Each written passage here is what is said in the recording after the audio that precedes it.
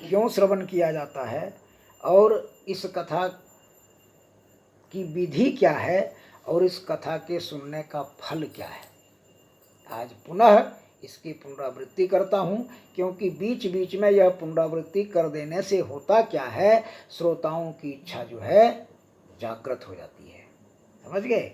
इसलिए अब वैशंपायन जी जनमेजय से कहते हैं कि जपाद्धि श्रवणम प्रोक्तं हरिवंशस्य सूरिभिः पितृण संतृप्य शुद्ध्यर्थं प्रायश्चितं समाचरेत। हे राजन, विद्वान पुरुषों ने जप से हरिवंश श्रवण की सफलता बताई है। जप से, इसलिए जापक मेरे साथ है ना। जप से सफलता बताई गई है और जिस दिन अंत कथा होने वाली होगी, यानी कमा दिन, नौवां दिन, उस दिन जो है पितरों का भी तर्पण किया जाएगा। आपके जो पितर हैं, समझते हैं, इसलिए पहले पितरों का तर्पण करके और फिर आत्मशुद्धि के लिए जो है प्रायश्चित किया जाएगा। मैंने कहा 10 मिनट आज मैं ज़्यादा लूँगा, यही बताने के ख्याल से। सुन लीजिए ध्यान से। सुमंडपम च कर्तव्यं तत्र स्थापयो हरिस्तथा कृष्णमुद्दिश्य मंत्रेण चरेत पूजा विधिम क्रमात्।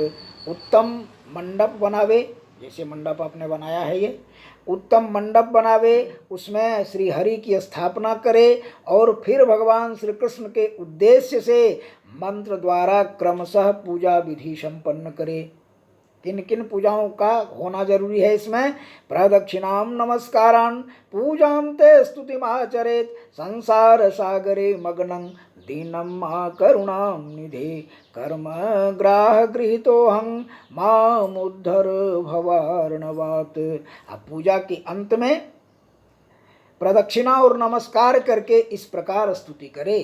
जैसे प्रदक्षिणा रोज कराया जाता है आप लोगों को, तो प्रदक्षिणा और नमस्कार करके इस प्रकार भावना मन में करना चाहिए कि हे करुणा निधे, मैं इस संसार समुद्र में डूबा हुआ हूँ, मुझे कर्म रूपी ग्राह ने पकड़ लिया है, आप मुझ दीन का इस भव सागर से उद्धार कीजिए। यही भावना हो। ऐसी भावना को लेकर ततः श्री हरिवंशस्य पूजां करियो प्रयत्नतः विधिनाम षोडशे नैव धूप दीप समन्विताः। उसके बाद धूप दीप आदि सामग्रियों से षोडशोपचार विधि के अनुसार प्रयत्न पूर्वक श्री हरिवंश की पूजा भी करनी चाहिए, जो नित्य होती है। षोडशोपचार पूजा होती है नित्य, पंचदेवता की भी पूजा होती है, कलश की भी पूजा होती है, हरिवंश भगवान की भी पूजा होती है, हरिवंश पुराण की भी पूजा होती है, व्यास की भी पूजा करते हैं आप, जो विधान है। और उसके बाद स्वीकृतो सीमया नाथ पुत्रार्थं भवसागरे मनोरथो मदीयोऽयं सफलः सर्वथा त्वया निर्विघ्नैव कर्तव्यो दासोऽहं तव केशव। हे नाथ, पूजा के बाद बस भावना यही हो, दोनों हाथ जुड़ा हो, हृदय का समर्पण हो और भगवान से हम यही कहें कि हे नाथ, मैंने इस भवसागर में पुत्र की प्राप्ति के लिए आपकी शरण ली है। हे केशव, मेरे इस मनोरथ को किसी विघ्न बाधा के बिना ही आप सब प्रकार से सफल करें। मैं आपका दास हूँ, नित्य दास बना रहूँगा। एवं दीन वचः प्रोक्त्वा वक्तारं चाथ पूजयेत शंभुस्य वस्त्रभूषा भी पूजां ते तं च संस्तवेत। इस प्रकार दीन वचन कहकर भगवान के आगे दीन वचन कहने के बाद वक्ता को वस्त्र और आभूषणों से विभूषित करके उनका पूजन करे और पूजन के पश्चात इस प्रकार स्तुति करे। वक्ता की भी स्तुति, जो हम कहने वाले वक्ता हैं, जैसे हम, हमारी बात नहीं है, जितने कहने वाले वक्ता हैं सबों की स्तुति होनी चाहिए। क्या? व्यास रूप प्रबोधज्ञ सर्वशास्त्र विशारद यत यतत कथा प्रकाशेन मद ज्ञानं विनाशय। हे व्यास रूप महानुभाव, आप समझाने की कला में निपुण और समस्त शास्त्रों के विशेषज्ञ हैं। इस हरिवंश की कथा को प्रकाशित करके आप मेरे ज्ञान को दूर कीजिए। यही भावना होनी चाहिए वक्ता के साथ। तदंतर उसके बाद वक्ता के आगे अपने कल्याण के लिए प्रसन्नता पूर्वक नियम ग्रहण करे और यथाशक्ति 9 दिनों तक निश्चय ही उसका पालन करे। 5 नियम मैंने फोन पर आपको बता दिया था। पहला नियम क्या? जमीन पर सोना है, वो बात देखिए सामने में है। कथा में कोई विघ्न नहीं पड़े इसके लिए आपको नियम करना होगा। भूमि पर सोना है, ब्रह्मचर्य व्रत पालन करना है, फलाहार पर रहना है। 3 हुआ। चौथा क्या बताए थे बोलिए? 3 तो हम अपने मन से बता दिए, चौथा बताए थे बोलिए? 5 नियम मैंने आपको बताया था। आपस में हाँ, बोले ब्रह्मचर्य का पालन करना है, तो ये तो 3 हम बता चुके हैं। और पति पत्नी के बीच किसी तरह का विवाद नहीं होना चाहिए, यह भी बताया था मैंने आपसे। और 5वां नियम क्या था? किसी के साथ जैसे मैंने कहा था कोई रजस्वला स्त्री हो उससे बात नहीं करनी है, हरगिज नहीं करनी है। कोई बाल घाती हो, आपके ज्ञान के अनुसार कि कोई बाल घाती है, इसने भ्रूण हत्या किया है, इसने यह किया है, उसने वह किया है, उससे बातचीत मत कीजिए। और इसके साथ जब तक व्रत में रहिए तब तक झूठ का शरण मत लीजिए, सदा सत्य बोलिए। जो भी बात हो एकदम सत्यपूर्वक। सत्य ही तो बोले हैं कि हाँ, वही बता दिए। इस 5 नियम को करना है। इसके बाद जो व्रती ऐसे नियम को कर लेती है, मान के चलिए वो कभी भी फल नहीं होती है। ये 5 नियम को करके चलना है। और लिखते हैं कि लोकवित्त धनागार सर्व चिंता व्युदस्य च कथा चित्त शुद्धमति सौलभेत फलमुत्तमम।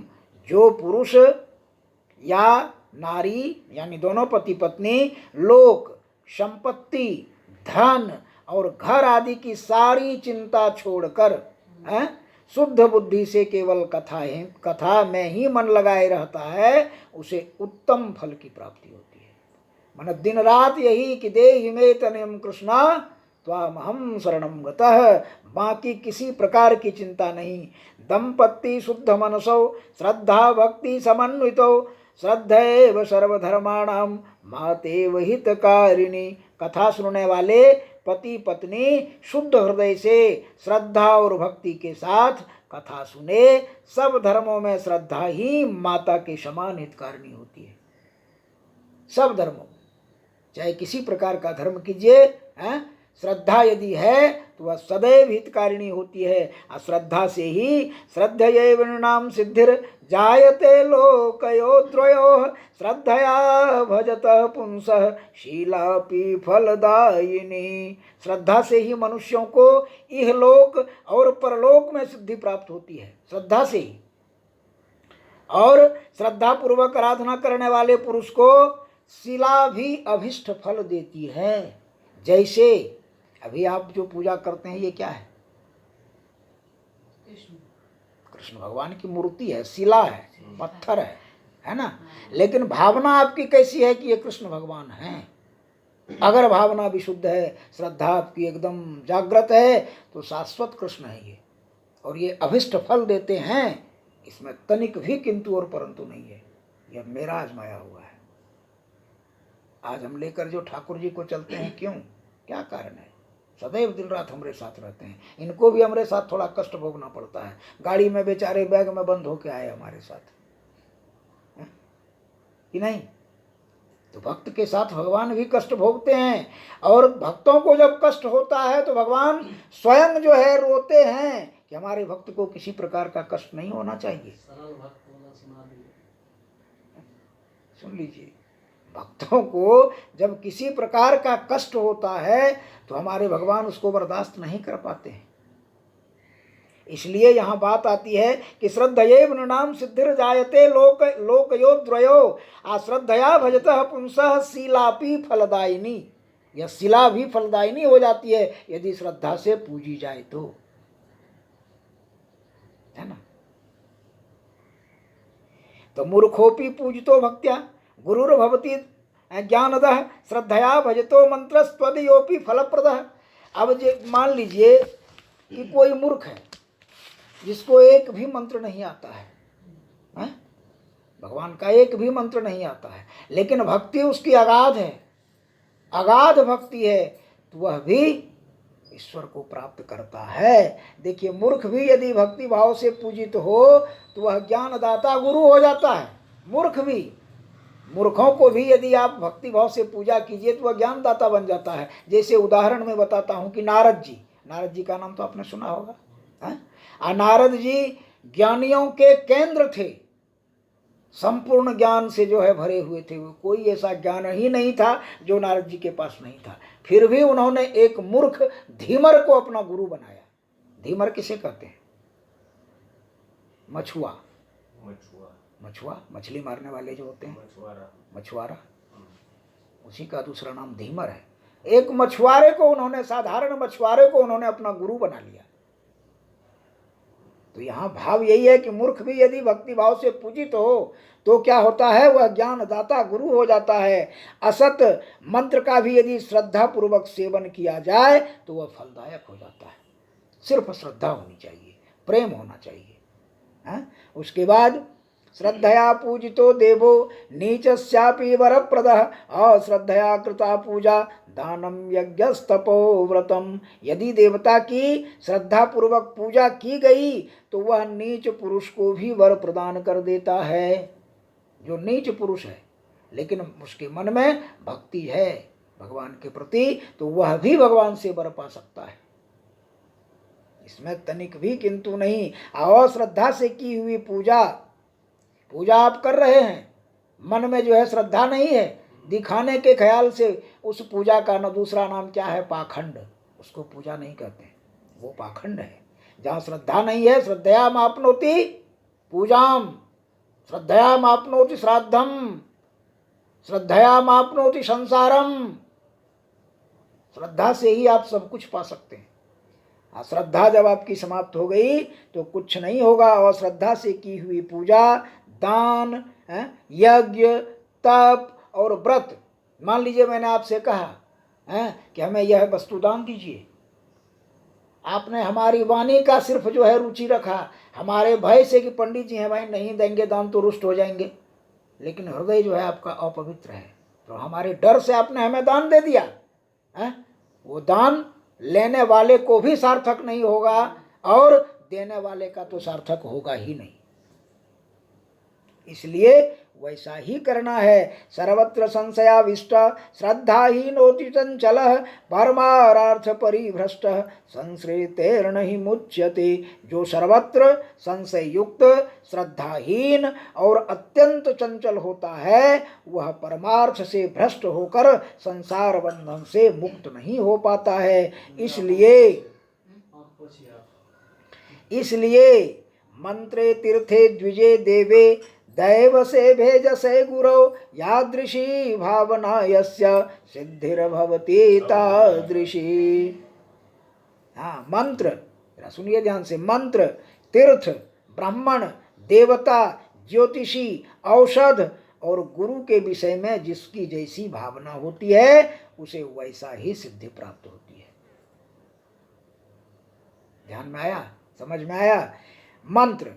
मंत्र पर यदि आपकी आस्था है कि इस मंत्र को जप लेने से हमारा कार्य सिद्ध होगा, है?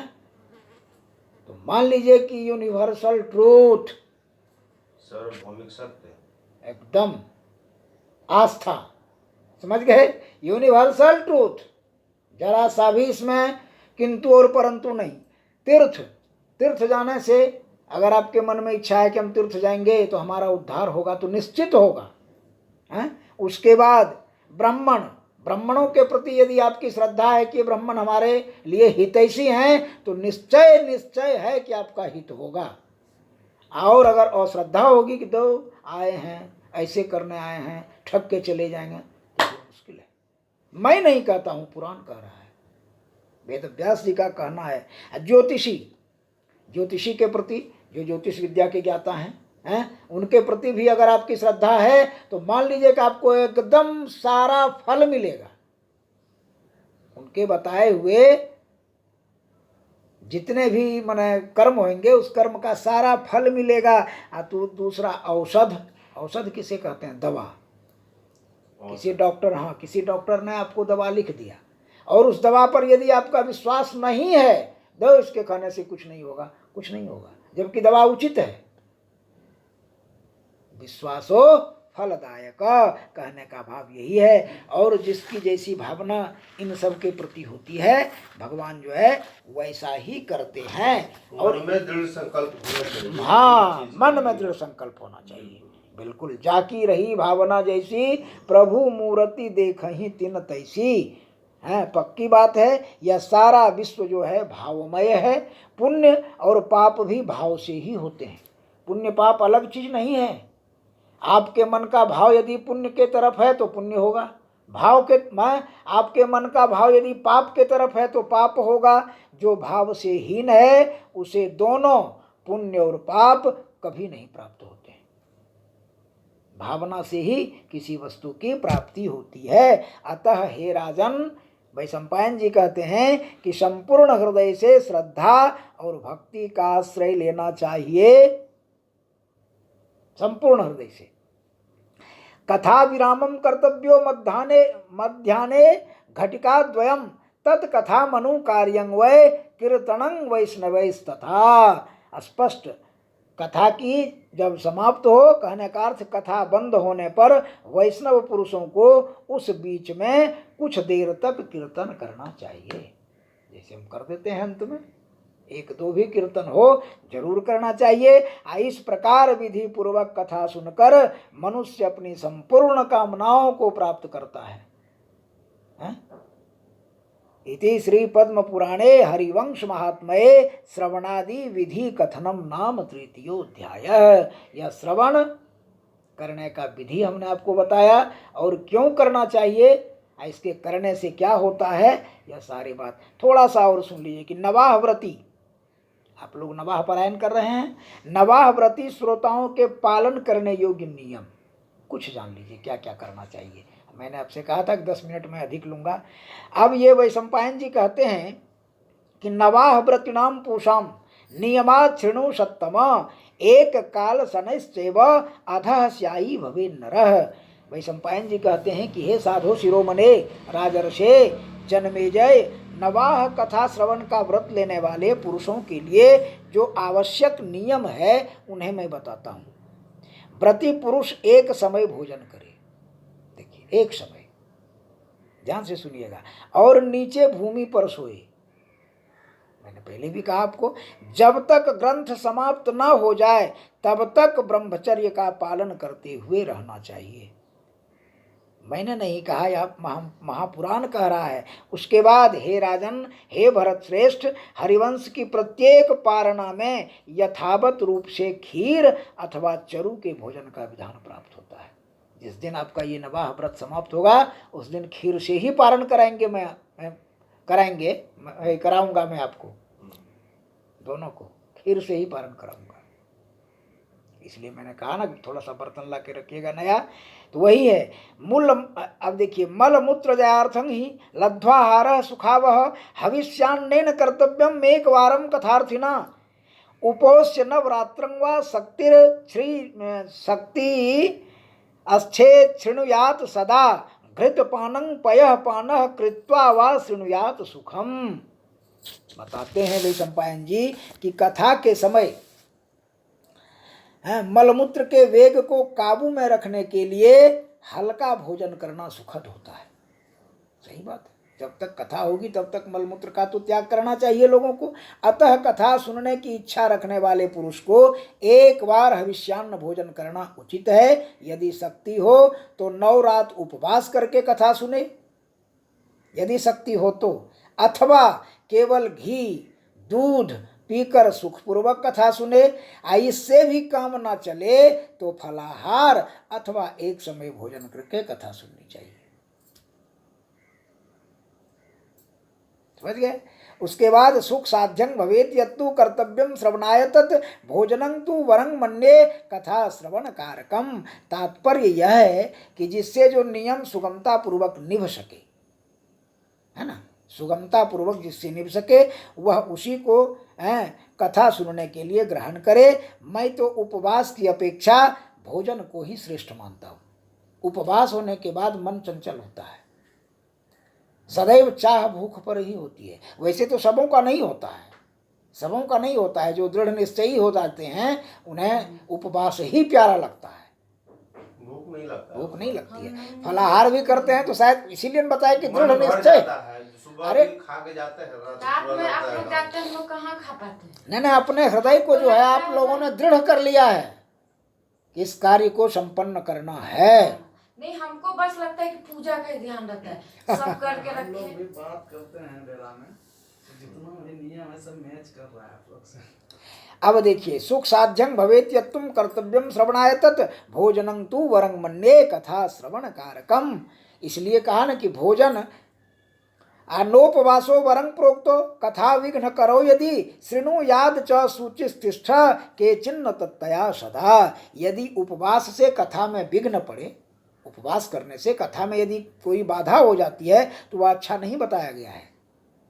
इसलिए जो इस कथा को सुने वह सदा पवित्र हो, एकाग्र चित्त से सुनने के लिए बैठे। प्रातः स्नानादिकं कृत्वा पुत्रदार समन्वितः पुराण श्रवणम कुर्यात् कृष्ण पूजन पूर्वकम। स्पष्ट कह दिया इन्होंने कि श्रोता स्त्री पुत्रों के साथ, स्त्री और पतियों के साथ, प्रातः स्त्री और पुत्रों के साथ, जो श्रोता लोग और सब श्रोता भी आते हैं इसमें, लेकिन हमारा एक विशेष नियम है कि श्रोताओं को हम नहीं बुलाते हैं। हमारा जो मुख्य श्रोता है बस वही इस कथा को श्रवण करे। ऐसे नियम बहुत है कि हजारों 2000 श्रोता के बीच में भी हरिवंश पुराण कथा होती है, नहीं होती ऐसी बात नहीं है। लेकिन हजारों श्रोता के बीच यदि कथा होगी तो मुख्य श्रोताओं का ध्यान हजारों श्रोताओं के ऊपर जाएगा, कथा के ऊपर नहीं। इसलिए हमारा ये विशेष नियम है कि जो कथा व्रती होती हैं मैं उन्हीं को कथा सुनाता हूँ हरिवंश पुराण। 1000-2000 के बीच में मैं ये कथा नहीं कहता हूँ और नहीं कहूँगा। अब क्या, मैं 1000-2000-4000 के बीच में श्रीमद् भागवत कथा कहता हूँ, शिव पुराण कहता हूँ, देवी भागवत कहता हूँ, लेकिन ये हरिवंश जो सुनाता हूँ बस मात्र दोनों पति पत्नी को, इसके बाद नहीं। इसलिए श्रोता स्त्री पुत्रों के साथ प्रातः स्नान आदि कर्म करके पहले भगवान श्री कृष्ण की पूजा करे और तत्पश्चात इस पुराण को सुने तो गंध धूप फलय सम्यक नैवेद्यं श्रद्धयो धृतः गुरो सुश्रूणम तेना कर्तव्यम फल कांक्षिणः। अभिष्ट फल की इच्छा रखने वाला श्रोता जो होता है श्रद्धा पूर्वक अर्पित किए गए पुष्प, धूप, फल और उत्तम नैवेद्य के द्वारा गुरु की भी सेवा करे। जो सुनाने वाले कृष्ण की भी पूजा हो और वक्ता की भी पूजा हो। श्रुत्वा यदेच्छया शौचं कार्यं पुण्यं पुण्येन वर्त्मना सायंकाले गुरु श्रेष्ठं तोषयित्वा स्वबान्धवः। यह कथा सुनने के बाद अपनी इच्छा के अनुसार संध्या काल में पवित्र मार्ग से शौच संबंधी कार्य संपन्न करे और फिर बंधु बांधवों सहित सेवा में उपस्थित हो। गुरु श्रेष्ठ व्यास को संतुष्ट करके अपनी स्त्री के साथ घर जाकर पृथक पृथक आसन पर सोए, पृथक पृथक अलग अलग। समझ गए? चलिए, और एक चीज और जान लीजिए कि इसमें खाना क्या क्या नहीं चाहिए, थोड़ा सा जानिए। कथा श्रवण काल में द्विदलम मधु तैलं च गरिष्ठान्नं तथैव च भावदुष्टम पर्युषितम जहा नित्यम कथाव्रती। कथा के श्रवण काल में जो कथाव्रती होती हैं, कथा सुनने वाली होती हैं, उनको दाल नहीं खाना चाहिए। अगर भोजन करने वाले में से कोई हो तो उनको दाल नहीं खाना चाहिए। मधु का भाव यहाँ किससे हुआ, समझ गए? हाँ, तेल, गरिष्ठ अन्न, समझ गए? उसके बाद जैसे अब सब्जी में आ जाइए, वृतांकं च कलिंगं च दग्धमग्नं मसूरिकाम अनिस्माना मिस्याद्यं च वर्जयेत च कथावृत्ति। जैसे बैगन नहीं खाना चाहिए, कलिंग यानी जला हुआ अन्न, जिसको जला हुआ अन्न कहते हैं, वो नहीं खाना चाहिए, मसूर नहीं खाना चाहिए, और मांस तो कथावृत्ति को सर्वथा त्याग देना चाहिए। ये तो मेरा कहा हुआ नहीं है, लेकिन उसके बाद और आगे है फलांडु लहसुनम हिंगुम मूलकम गृंजनं तथा नालिका कामूल कुष्मांडम नैवा याच्य कथावृत्ति। प्याज, लहसुन, हिंग, मूली, गाजर, शाक, कंदमूल, उसके बाद आलू, अरवी और कुम्हड़ा, इन सबको कथा सुनने वाला जो कथावृत्ति है कभी नहीं खाना चाहिए। आइए, वो तो आवश्यक है।